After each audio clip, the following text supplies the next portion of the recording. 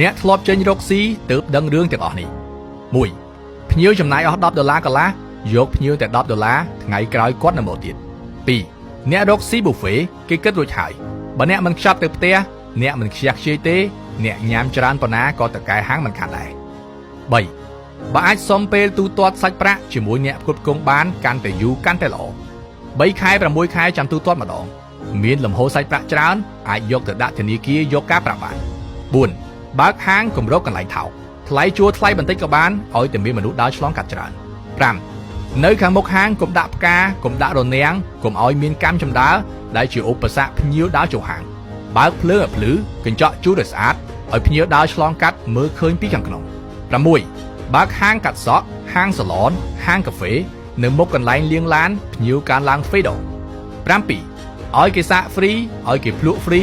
មនុស្សភាគច្រើនសាកហើយចង់ទៅទិញព្រោះក្រែងចិត្ត 8. កុំបញ្ចុះតម្លៃ